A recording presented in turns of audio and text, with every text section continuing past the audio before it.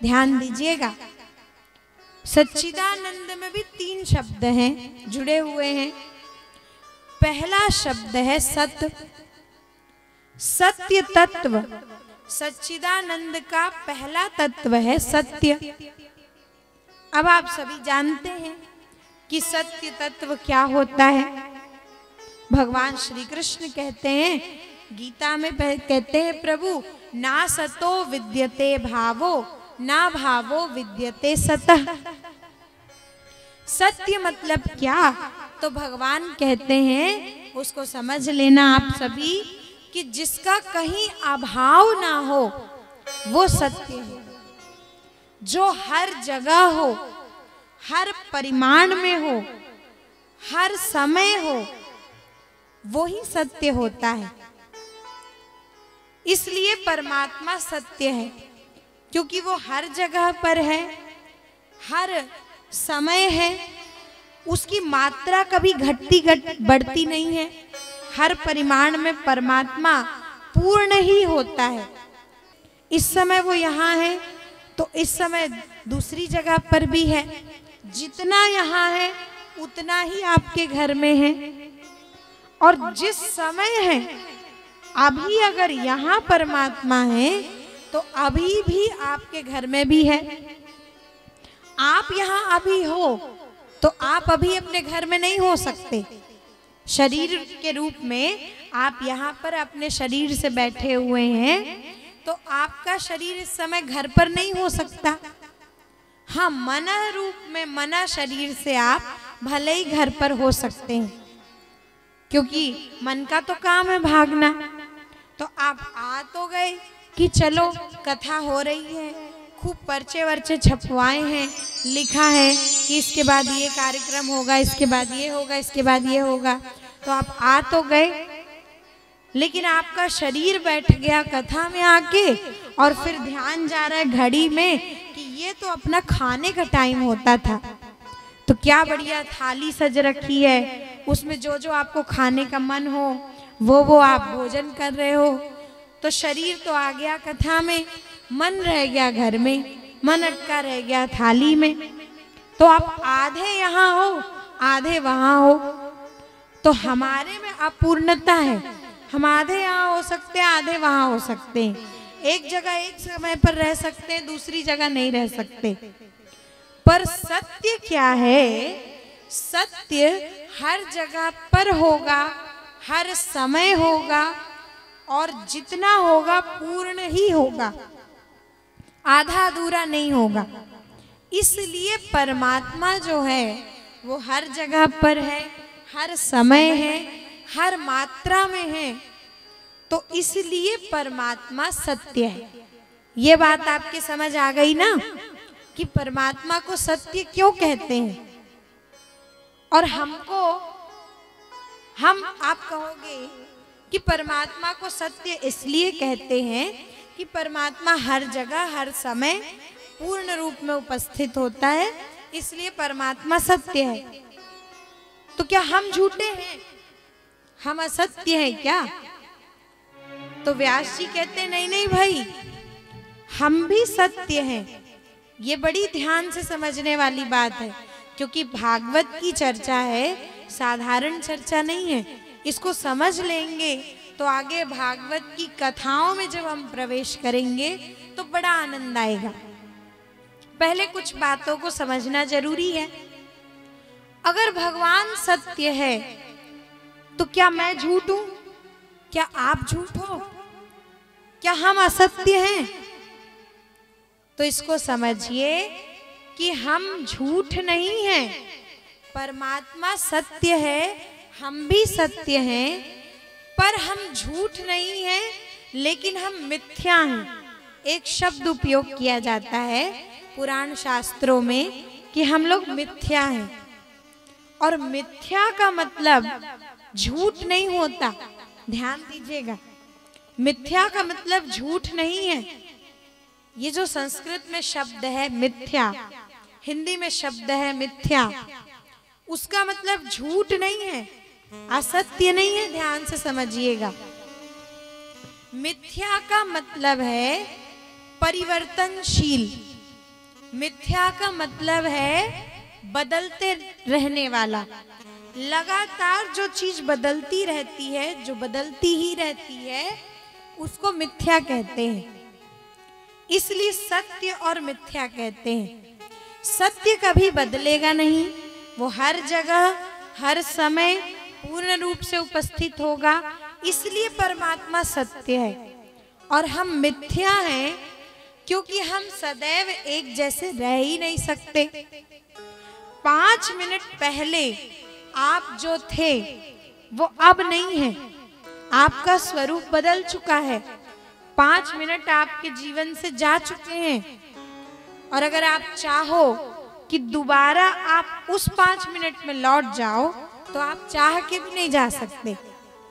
कितना भी पैसे खर्च कर सकता है कोई, कितने भी बड़े से बड़ा काम कर सकता है, लेकिन चाह करके भी 5 मिनट तो छोड़िए, 1 सेकेंड भी छोड़ दीजिए, nano second, fraction of second भी अपने लाइफ के हम वापस नहीं ला सकते हैं। हम बदल चुके हैं और हमको निरंतर बदलते रहना है, हर क्षण बदलते रहना है, इसलिए हम मिथ्या हैं।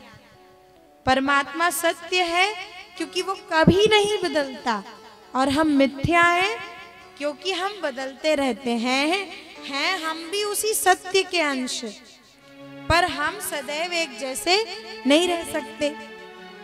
तो ध्यान दीजिएगा, मिथ्या का मतलब झूठ नहीं होता, मिथ्या का मतलब है परिवर्तनशील सत्य। सत्य ही है, पर जो अपरिवर्तनीय सत्य है वो परमात्मा है, और परिवर्तनीय सत्य जीवात्मा, मतलब हम सभी लोग हैं। बदलने वाले हैं हम, और परमात्मा कभी नहीं बदलता। ये मिथ्या मिथ्या के चक्कर में एक बड़ी अच्छी कहानी याद आती है, कई बार आप सभी जानते भी होंगे, मैं उसको बताती हूँ। एक बार एक पंडित जी महाराज कथा कर रहे थे, बेचारे मिथ्या का मतलब बता रहे थे कि देवियों और सज्जनों, सब मिथ्या है संसार में, सब मोह माया भूल जाओ, सब मिथ्या है। और मिथ्या का मतलब बेचारे झूठ ही बता रहे थे। तो कहते हैं, बार बार कहते, रोज दिन कथा में वही बात कहते, सब भूल जाओ, सब कुछ भूल जाओ, क्योंकि सब मिथ्या है, सब झूठा है। अब एक दिन कथा में क्या हुआ कि सब श्रोता बैठे बेचारे कथा सुनने, पंडित जी महाराज भी आए, वो भी कथा करने बैठे। कथा शुरू हो गई। अब फिर से वो मिथ्या मिथ्या वाला प्रकरण शुरू हो गया, झूठा झूठा झूठा, सब झूठा, सब भूल जाओ, मैं झूठ, आप झूठ, सब भूल जाओ, यही बताने लगे बेचारे। अचानक कथा में कहीं दूर से कोई हाथी बौरा के पागल होके आने लगा। सब श्रोता बोले, भागो भागो भागो, वरना कहीं हमारा यहीं पर सब भगवान कल्याण न कर दें, सब भागो सब भागो। सब भाग गए, सब श्रोता भाग गए, पंडित जी भी भागे, किसी को कुछ पता नहीं कहाँ कौन गया, सब अपने अपने प्राण बचा के भागे। कुछ समय के बाद वो हाथी चला गया, सब लोग दोबारा से आकर के अपनी जगह पे बैठने लग गए। सब ने पूछा कि भाई देखो तो सही, सब लोग तो कथा सुनने हम लोग आ गए, पर जो पंडित जी कथा सुना रहे थे वो कहाँ गए? वो भी भागे, लेकिन कहाँ गए? अरे ढूंढो ढूंढो, कोई महाराज जी को लेके आओ, कथा सुनना है दोबारा। तो सब लोगों की आवाज जब सुनने लगे, तब पंडित जी महाराज व्यास गादी के नीचे से प्रकट हो गए। बोले, देवियों और सज्जनों, हम आ गए, अब चलिए फिर से कथा शुरू करते हैं। तो अब पंडित जी प्रकट हो ही गए हैं, तो सब कथा सुनने ही लगेंगे। तो फिर बोले, लेट्स बिगिन दैट टॉपिक। हम कहाँ थे? सब लोगों ने कहा, महाराज जी हम झूठ में लटके थे, सब झूठा है, सब भूल जाओ। बोले, तो चलो फिर से शुरू करते हैं, सब झूठा है। तो एक श्रोता हाथ जोड़ के खड़े हुए, बोले, महाराज जी क्षमा करना, आप विद्वान हैं, हम लोग तो ऐसे ही मूर्ख व्यक्ति हैं, बैठे हुए हैं, बस थोड़ी सी भगवान की चर्चा सुनने आए थे। एक बात बताइए, जब सब झूठा है तो हम लोग तो अज्ञानी लोग, हम लोग तो भाग गए। हमको तो नहीं मालूम था कि प्राण बचाना झूठा है, हम तो भाग गए। पर आप तो जानते थे कि आप ज्ञानी हैं और सब झूठा है। तो जो हाथी पागल आया वो भी तो झूठा ही था, तो आपको भागना नहीं चाहिए था। हम अज्ञानी भागे तो भागने देते, पर आप ज्ञानी को तो भागना नहीं चाहिए था। तो पंडित जी एक बात बोले भाई मैं कब कह रहा हूं कि हाथी सच्चा था, वो भी झूठा ही था। तो बोले फिर आप भागे क्यों? बोले इसलिए कि हाथी भी झूठा था, तो ये समझ लो कि मेरा भागना भी झूठा ही था, मैं झूठ मूठ का भाग गया था। तो सब ये झूठ झूठा असत्य बोलने में बहुत आसानी होती है कि सब झूठा है, सब भूल जाओ। लेकिन यजमान जी आए, पंडित जी ने पूरे 7 दिन झूठ झूठ बताया और उन्होंने पोथी पर लिफाफा रखा ही नहीं दक्षिणा वाला। और तब पंडित जी कहने लगे कि ये दक्षिणा तो झूठी नहीं हो सकती, तब क्या होगा? तो झूठ झूठ के मतलब को चलिए इस जोक को सपाट करिए। ये बात समझिए कि असत्य नहीं, मिथ्या का मतलब है परिवर्तनशील सत्य। इस संसार में हर चीज सत्य है, सत्य नहीं है तो आभास क्यों होता? और बड़े ध्यान से सुनिएगा इस बात को कि सत्य इसलिए नहीं है कि वस्तुओं में कुछ प्रभाव है या उनमें कुछ विशेषता है या हम में कुछ विशेषता है। इस संसार की हर चीज सत्य इसलिए है क्योंकि उस सत्य रूपी परमात्मा का अंश है। हर कोई, हर वस्तु, जड़ चेतन सभी उस सत्य रूपी अंशी परमात्मा के अंश हैं, इसलिए हम भी सत्य हैं। लेकिन अंतर केवल इतना है कि वो कभी ना बदलने वाला परम सत्य परमात्मा है और हम सभी सदैव बदलते रहने वाले जो परिवर्तनशील हैं, हम वो जीवात्मा हैं। हमारी नियति है सदैव बदलते रहना। और इस दृष्टि से देखा जाए तो देखते देखते बदलते बदलते बदलते बदलते अंत में ध्यान दीजिएगा कि मृत्यु भी फिर एक परिवर्तन ही है। Death is only a change. अंत में मृत्यु भी बदलना ही तो है। जब हम एक एक सेकंड बदलते चले जा रहे हैं, बदलते चले जा रहे हैं, तो मृत्यु भी बदलने वाली एक चीज ही है। जन्म भी बदलने वाली एक प्रक्रिया ही है। जन्म भी बदलने वाली प्रक्रिया है, मृत्यु भी बदलने वाली प्रक्रिया है। तो हम सभी निरंतर बदलते हुए परिवेश में बढ़ रहे हैं। इसलिए असत्य या झूठ नहीं, हम सभी परिवर्तनशील सत्य हैं। और इसलिए हमको उस अपरिवर्तनीय तत्व के साथ जुड़ना है जो हर परिवर्तन में हमारे साथ होता है। और कुछ हो ना हो, लेकिन वो अपरिवर्तनीय परमात्मा, वो कृष्ण हमारे साथ सदैव होता है। हमारे नित्य परिवर्तन का अपरिवर्तनीय परमात्मा ही साक्षी है। इसलिए हमारे जीवन में उस अपरिवर्तनीय सत्य को पकड़ना बहुत जरूरी है। और परिवर्तनशील जीवन में अपरिवर्तनीय परमात्मा को कैसे जाना जाए, इसी के लिए तो हम कथा सुनते हैं, इसी के लिए तो यज्ञ आगादी हैं, इसी के लिए तो पूजा प्रार्थनाएं हैं। राम कथा में एक बड़ी सुंदर बात आती है। रावण के अत्याचार से सब संत्रस्त हैं, सब कोई भयभीत है। यहाँ तक कि देवता भी संत्रस्त हैं, देवता भी रावण से भयभीत हैं। तो किसी ने कहा कि भाई देवता क्यों भयभीत हैं? उन्होंने तो अमृत पिया है ना, उनकी तो मृत्यु नहीं होती, लेकिन फिर भी वो भयभीत है।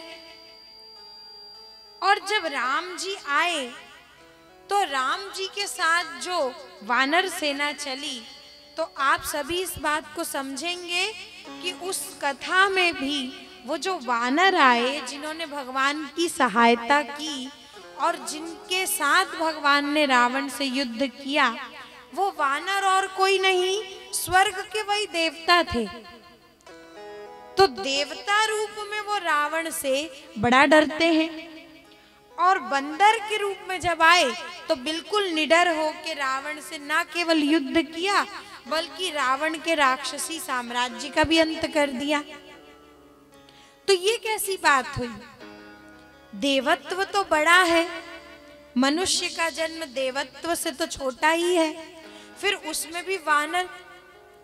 तो ये उस अपरिवर्तनीय परमात्मा, ये राम को पकड़ने का फल है, अपरिवर्तनीय सत्य को पकड़ने का फल है कि ना मरने वाले देवत्व शरीर में भी हरदम देवता डरते हैं, लेकिन वो जब क्षण भंगुर वानर शरीर में आ गए तो बिल्कुल निडर हो गए, क्योंकि देवत्व शरीर में अपने आप को अमर है ये तो जाना, लेकिन परमात्मा को नहीं जाना, उस अपरिवर्तनीय सत्य को नहीं जाना।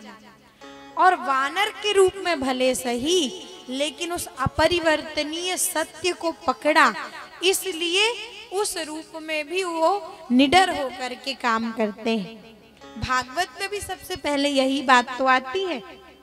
जिस समय सुखदेव जी परीक्षित जी को गंगा मैया के तट पर कथा सुना रहे हैं, तो देवता अमृत का कलश लेकर के आए। कहने लगे सुखदेव जी से कि आप एक काम करिए, आपके जो श्रोता हैं परीक्षित जी, उनको इस बात का ही डर है ना कि श्राप लगाए 7 दिन में मरने वाले हैं, तो आप उनको ये अमृत का कलश दे दीजिए, वो अमृत पी लें और उसके बाद उनके जीवन से मृत्यु का डर छूट जाएगा। सुखदेव जी ने यही कहा कि एक बात बताइए, आप तो अभी मेरे श्रोता के लिए अमृत का कलश लेके आए हैं, आपको क्या पता कि उसके जीवन से मृत्यु का डर छूटेगा कि नहीं? पर आप लोगों ने तो ये अमृत पिया हुआ है ना, आपके जीवन से मृत्यु का डर गया? देवता लोग नतमस्तक हो गए, बोले नहीं नहीं सुखदेव जी, हमारे जीवन से मृत्यु का भय नहीं जाता, अमरत्व तो हमको प्राप्त है, लेकिन हम सदैव भयभीत रहते हैं। आप सभी इस कथाओं में पढ़ेंगे, सुनते हैं, जानते हैं कि कितने बार देवता लोग भयभीत होके स्वर्ग छोड़ के भागे, कौन कौन से राक्षस आए, किन से डरे। तो अमरत्व तो है देव शरीर में, पर अभयता नहीं है, निर्भयता नहीं है। और कथा हमको इसलिए नहीं मिली कि हमको अमरत्व मिलेगा। इस मानव शरीर का जन्म हुआ है तो मरना तो है ही, ये शरीर नष्ट तो होगा ही होगा, लेकिन अमरता प्राप्त करने के लिए नहीं, पर हम इस मानव शरीर में वो निर्भयता प्राप्त करने के लिए कथा सुनते हैं कि जिससे मृत्यु तो आएगी ही, लेकिन मृत्यु का भय नहीं आएगा। एक शांति में हम जिएंगे, मनुष्य जीवन को पूर्ण रूप से जिएंगे, और वो निर्भयता क्या देवताओं के अमृत कलश से परीक्षित जी को मिली? तो कथा में लिखा है कि ऐसा कुछ भी नहीं हुआ। जब देवता लोग स्वर्ग से अमृत कलश लेके आए, तो उस समय सुखदेव जी ने कह दिया कि आप सभी लोग अगर कथा ही पाना चाहते थे तो बताइए कि अमृत कलश का मैं क्या करूं? देवताओं ने कहा ये अमृत आप परीक्षित जी को पिला दो और हमारे साथ चल के स्वर्ग में कथा करो, हम आपको कथा के बदले में ये अमृत देने आए हैं। तो लिखा है कि सुखदेव जी ने 1 मिनट भी देवताओं को वहां रुकने ही नहीं दिया। कहा कि आपको कथा ही चाहिए थी, तो जैसे सब लोग सुन रहे हैं वैसे आप भी कहीं पर आकर के बैठ जाते और सुन लेते, तो कथा आपको मिल जाती। पर आप तो कथा सुनने नहीं आए हैं, आप तो कथा को खरीदने और बेचने आए हैं। अमृत के बदले में आप कथा पाना चाहते हैं, तो क्या आपके स्वर्ग के अमृत की ये ताकत है कि वो भगवान के कथामृत की तुलना कर सके? और चूंकि आपसे ये गलती हो ही गई है, तो सभी देवताओं को सुखदेव जी कहते हैं कि अब आप इस कथा को पाने के अधिकारी बिल्कुल नहीं है। आप जाइए अपने स्वर्ग में, रखिए आपका अमृत अपने पास, पर आप यहाँ पर बैठ के अब ना यहाँ पर ना स्वर्ग में कथा नहीं सुन सकते। और सोचिए कि जो कथा देवताओं को नहीं मिली, सुखदेव जी ने नहीं सुनाई देवताओं को कथा, एक मिनट भी उनको बैठने ही नहीं दिया उस जगह पर, तो जो कथा स्वर्ग में देवताओं को भी नहीं मिलती, वो कथा आज हमको यहाँ पर मिली है। तो देव शरीर बड़ा है, मनुष्य का शरीर क्षणभंगुर है, मरने वाला है, मरण धर्मा है, पर जो कथामृत स्वर्ग के देवताओं को भी नहीं मिलता, वो कथामृत आज हमको मिला है।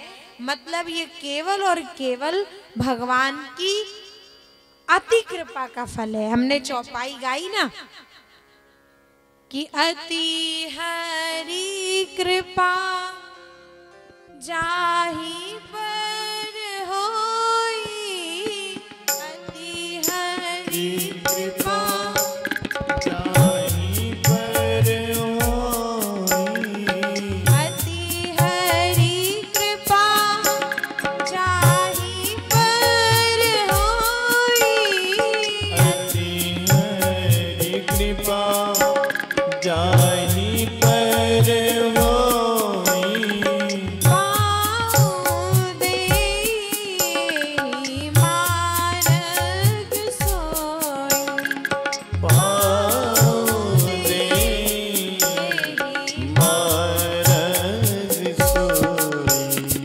सोई जाने जनि देहु जनाई, सोई जाने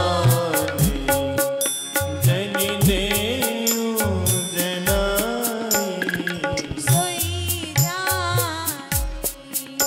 जनि देहु जनाई, सोई जाने जनि देहु जनाई, जानत तुम्हि तुम्हि होई जाई, जानत तुम्हि होई जाई, जानत तुम्हि होई जाई, जानत तुम्हि